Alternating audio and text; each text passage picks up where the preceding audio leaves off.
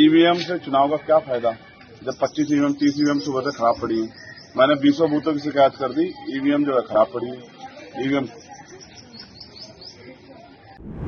Next 9 news में आपका बहुत बहुत स्वागत है। मैं हूं आपके साथ अबरारुल हक रहमानी। दर्शकों, उत्तर प्रदेश में पहले चरण के इस वक्त मतदान जो है वो लगभग आप कह सकते हैं कि समाप्त हो चुके हैं, लेकिन आपको जो बड़ी खबर देखने को मिली है पूरे दिन की, वो यही कि ईवीएम की गड़बड़ी, ईवीएम की खराबी जो है वो अब भी जस की तस बनी हुई है और इसको लेकर के कई सीटों पर आप कह सकते हैं कि हालात जो हैं वो बिगड़ते नजर आए। चंद्रशेखर आज़ाद ने भी इस पूरे मामले को लेकर के आरोप लगाया कि ईवीएम में गड़बड़ी है, ईवीएम मशीन जो है वो ख़राब पड़ी है। वहीं दूसरी तरफ आपको ये बता दूं कि कैराना सीट से जो है इस समय जो प्रत्याशी हैं समाजवादी पार्टी की तरफ से इकरार हसन, उन्होंने भी इस पूरे मामले को लेकर के कई गंभीर आरोप लगाए हैं। इन तमाम मुद्दों को विस्तार से समझेंगे दर्शकों कि आखिरकार इन सब को लेकर के स्थिति कैसे जो है यहाँ पर प्रशासन के लिए काफ़ी ज़्यादा चुनौतीपूर्ण रही और प्रशासन पर अभी आरोप लग रहे हैं। मेरे साथ सिराज है, इनसे समझते हैं कि आखिरकार जो चुनाव के दौरान ईवीएम मशीन बंद पड़ी रही या फिर आप कहें कि उससे जो चुनाव प्रभावित हुआ, क्या इससे वोट प्रतिशत में नुकसान हुआ और ये कहीं ना कहीं विपक्षी नेताओं के लिए एक बड़ा आप कह सकते हैं कि वोट के नज़र से देखा जाए तो नुकसान जो है करने वाला मामला नजर आ सकता है। जी बिल्कुल, कहीं ना कहीं विपक्ष जिस बात को लेकर गंभीर हुआ था वही आज घटना देखने को मिली, क्योंकि रामपुर की बात करें या नगीना की बात करें, तमाम सहारनपुर की बात करें, तमाम जो सीटें हैं यहाँ पे कहीं ना कहीं ईवीएम में गड़बड़ी पाई गई और इसकी शिकायत जो है समाजवादी पार्टी के जो समर्थक हैं वो करते हुए नजर आए थे। और इकरार हसन ने जिस तरीके से अभी बयान दिया है ये कहीं ना कहीं अपने आप में एक बड़ी बात है। और ईवीएम को लेकर ही नहीं बल्कि और भी जो खबरें सामने आ रही कि जो मुस्लिम वोटर्स हैं उनको भी कहीं ना कहीं उनके साथ जो है बदसलूकी का मामला सामने आया है, उनको कहीं ना कहीं खदेड़ा जा रहा है।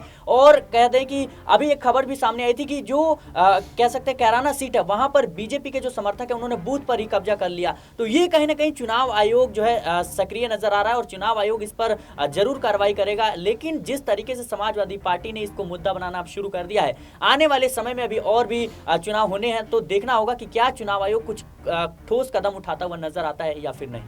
बिल्कुल दर्शकों, चूँकि ये पहला ही चरण था लोकसभा चुनाव का और जाहिर सी बात है कि अभी और आप कह सकते हैं कि 6 चरण जो है वो बचे हैं, तो इसको लेकर के चिंताएं अब बढ़ रही है कि जब पहले चरण की हालात जो हैं वो इस तरीके से रहें और जो आप कह सकते हैं कि जो इंतज़ाम किए गए थे, जिस तरीके से व्यवस्था तैयार की गई थी, उस पर कई बड़े सवाल खड़े हो रहे हैं कि आखिरकार जो है इलेक्शन कमीशन इतने ज़्यादा आप कह सकते हैं कि दिनों पहले से जब तैयारी करता है तो स्थिति इस तरीके से क्यों निकल करके सामने आती है, क्योंकि एक सीट नहीं बल्कि कई ऐसी सीटें हैं जहां पर ईवीएम मशीन जो है वो ख़राब पाई गई और इसको लेकर के स्थिति जो है वो बदलती रही।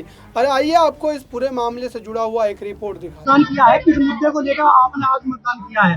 मुद्दे हमारे इस सरकार के जो कुशासन रहा है 5-10 साल का डबल इंजन की सरकार का, वही हमारा मेन मुद्दा है। क्षेत्र का विकास, रोजगार, महंगाई इतनी बढ़ गई है, युवाओं का रोजगार और किसानों का पेमेंट, ये सब हमारे मुद्दे हैं। कई बूथों पर जो है शिकायत आ रही है कि ईवीएम मशीन आपने ट्वीट भी किया है, क्या मामला है? जी, कई बूथों पर सुबह से शिकायत आ रही है कि मशीन काम नहीं कर रही है। 2-3 घंटे से कई मशीन ऐसी है जिनके खिलाफ हमने शिकायत करी है और चुनाव आयोग से और प्रशासन से हमारी यही उम्मीद है कि वो इसका संज्ञान ले और निस्तारण कराए और हमें एक्स्ट्रा टाइम भी दे उन बूथों पर जहाँ पर वोटिंग रुकी रही 2-3 घंटे।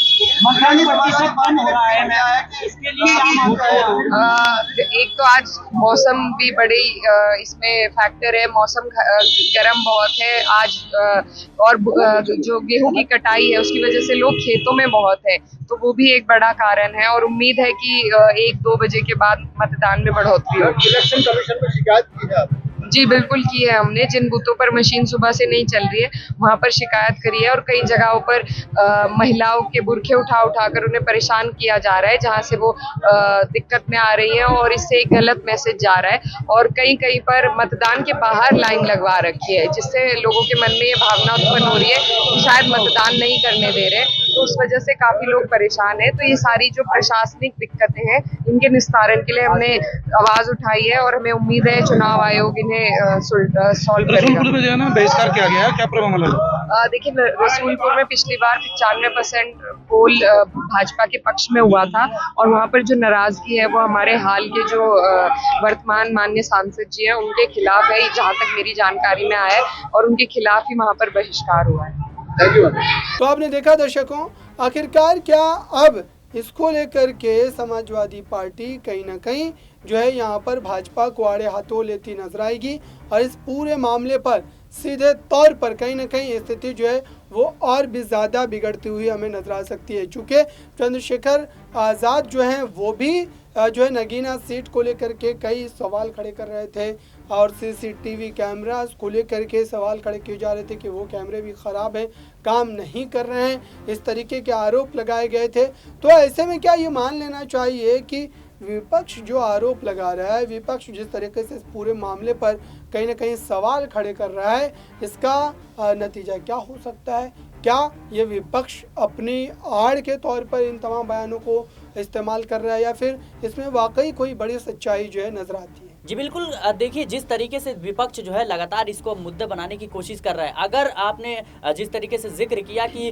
जो है विपक्ष इसको मुद्दा बनाएगा, कहीं ना कहीं आपको चुनाव से पहले भी सुप्रीम कोर्ट तक ये मामला पहुंचा था और सुप्रीम कोर्ट ने साफ तौर पर जो है चुनाव आयोग को आदेश जारी किया था कि आप जो है भयमुक्त और कह सकते हैं कि निष्पक्ष चुनाव को सुनिश्चित कीजिए। लेकिन कहीं ना कहीं इसी बात का डर था और यही चीज़ें जो है हमेशा से देखने को मिली है। ऐसा नहीं कि पहली बार हुआ है या कोई नई चीज़ है, ये हमेशा से देखने को मिली है। और निश्चित रूप से अभी तो सबसे बड़ा जो लोकतंत्र का त्यौहार है लोकसभा चुनाव, इसमें भी कहीं ना कहीं ये सारी चीज़ें खुलकर सामने आई हैं। तो निश्चित रूप से अब देखना होगा कि आने वाले समय में विपक्ष किस तरीके से जो है इस पर कुछ ठोस कदम उठाता है। क्या अपने कार्यकर्ता, अपने समर्थकों को और ज़्यादा कह सकते हैं बूथों के वहाँ पे साधने का प्रयास करेगा या फिर चुनाव आयोग कुछ बड़ा कदम उठाता है?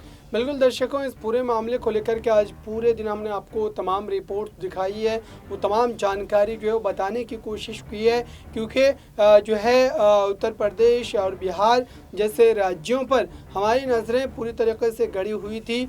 उत्तर प्रदेश की 8 सीटों पर जिस तरीके से पूरे दिन मतदान जो है वो होते रहे, लोगों की भीड़ जो है वो बढ़ती रही, लेकिन शुरुआत के समय पर जब सुबह के 2-3 घंटों की बात करें, 4 घंटों की बात करें, उस समय जिस तरीके से ईवीएम ख़राब होने को लेकर के लगातार विपक्षी नेता जो है निशाना साध रहे थे, आरोप लगा रहे थे, वो ये कह रहे थे कि जानबूझकर क्या इस तरीके की पूरी स्थिति जो है वो बनाई जा रही है, क्या प्रशासन जानबूझ करके जो है ढिलाई जो है वो कर रहा है। इसको लेकर के अब हो सकता है कि कहीं ना कहीं कार्रवाई भी की जा सके और क्या विपक्ष इसको लेकर के और कड़े सख्त कदम उठाएगा, इस पर हमारी नज़रें बनी हुई है। दर्शकों, फिलहाल इस रिपोर्ट में बस इतना ही।